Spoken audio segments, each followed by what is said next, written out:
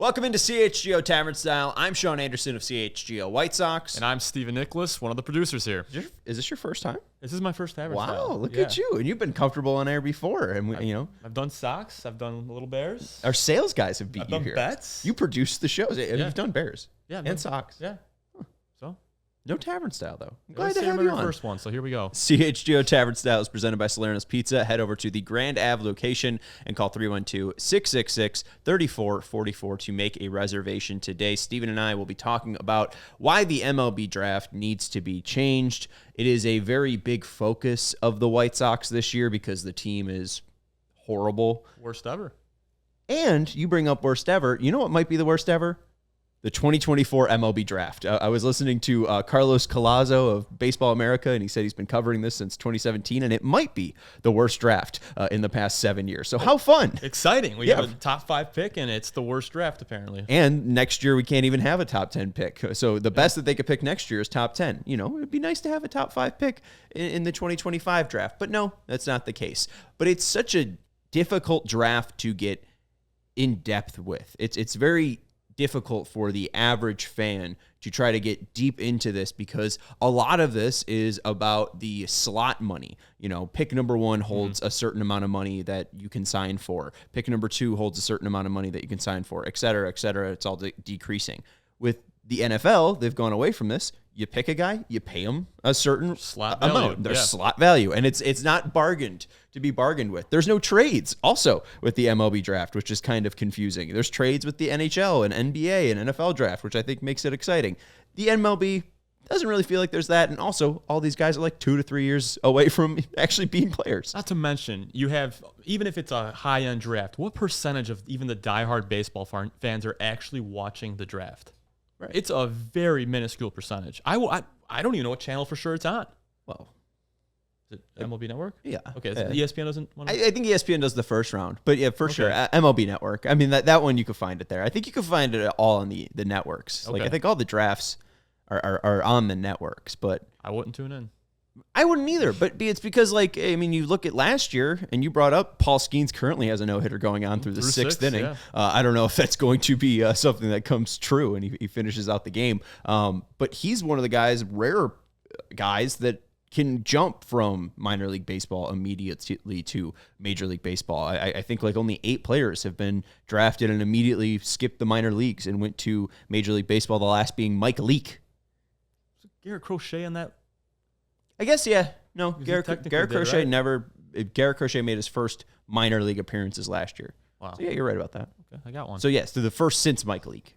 Garrett Crochet is the first since Mike Leake. Like, it's tough to be like, oh, we're drafting James Wood, and now you see that he's finally up with the Nationals. But he was drafted, like, I think 4 years ago, and he's like 6'7", 250, like, just kind of looks like a natural athlete. It's just, these guys are so far away from actually being true baseball players. And with so many rounds, too, it just muddies up the entire system with depth. And that could be a good thing or a bad thing. I mean, you think once in a while you get a Mark Burley that'll come through. Like, very late round flyer. It just works out. He turns into a franchise cornerstone. But more often than not, you don't know any of these guys, and it's complete dart throws. It is the most random chance lottery that you could have. And 2, they went from having 40 rounds to only 20 rounds. Very digestible. Much smaller, yeah. Right. You got the NHL and NFL at 7 rounds. You have the NBA at a nice 2 rounds. And then the MLB with a very digestible 20 rounds. Have you ever, I mean, you said you're not even paying attention to the first day of an MLB draft. You ever pay attention to the second or third day? Not a chance. Yeah. Not a chance. Well, and 2, like, there's these senior guys in college that are like good players, and just because they're seniors and they don't have anywhere else to go, they get screwed by the MLB Draft because they're going to be signed for the minimum, right? Because they have no other choice. What are you going to do? Yeah. Not sign? Well, then you won't be a Major League Baseball player, what you've worked your entire life for. I mean, the closest experience I had to this was I went to Illinois State. Paul DeYoung is very well documented. Big Paul DeYoung always going to get a reference. He had already been drafted by the Pirates, and he opted to stay in college, kind of bet on himself a little bit, and he also wanted to continue his education there. And it paid off. I think he was 20-something round the first time, and then I want to say he goes all the way up to the 4th round the next time. And obviously his career's turned out pretty well.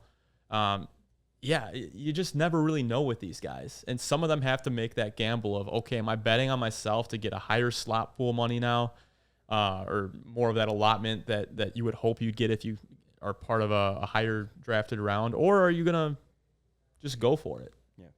Well, and too, like, I mean, some of these guys, like, you could take the best player on Tennessee or whatever, and like the fourth best player gets chosen, but because they didn't use him a certain way or he had an injury, like you really can't connect with the players. Like you look at LSU in 2019, they had Naz Reid, and I was like, wow, I really like Naz Reid. I think he's gonna be a great basketball player, and I kind of advocated for him to be a top 2 pick or top first 2 round picks, and he goes undrafted. It's like, why the hell does this guy go undrafted? And then you now see him like actually contributing to the Timberwolves, and you're like, whoa, okay, like there you go. Yeah, right. Like it's very rare to be like, oh, I can recognize that this baseball player from Indiana is going to be a major league player, and he's going to go in the 11th round and have a 4-year journey through Southern Carolina minor league baseball to maybe one day make it to a 40-man roster. Well, the other thing too, though, is you want to talk about why I think that the MLB draft isn't a successful product. Compare it to everything else. There's no fan experience.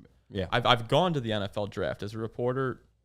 I've gone to the NHL draft as a producer, and I've gotten to experience some of what they have there, and it's completely different. Can you go to the MLB draft? It takes place at MLB Network's in their studio. In their studios, I'm pretty sure. You can't go to that. I mean, there's no fanfare. I mean, NFL, you could take part in these. They had these little mini football fields when it was here in Chicago. You could sit in the auditorium. You could be part of what you see on TV. You can't do that for MLB. Yeah. So something needs to change, MLB. At Rob Manfred, I think there's a lot more issues because no one can hit home runs anymore in Major League Baseball. Back the juice balls. Yeah, bring back the juice balls. Maybe bring back frozen metal bats and change the MLB draft. And then there you go. MLB will be safe. That's Stephen Nicholas of CHGO. I'm Sean Anderson of CHGO. This has been CHGO Tavern Style presented by Salerno's Pizza. We will talk to you next week. We all silly like the mayor.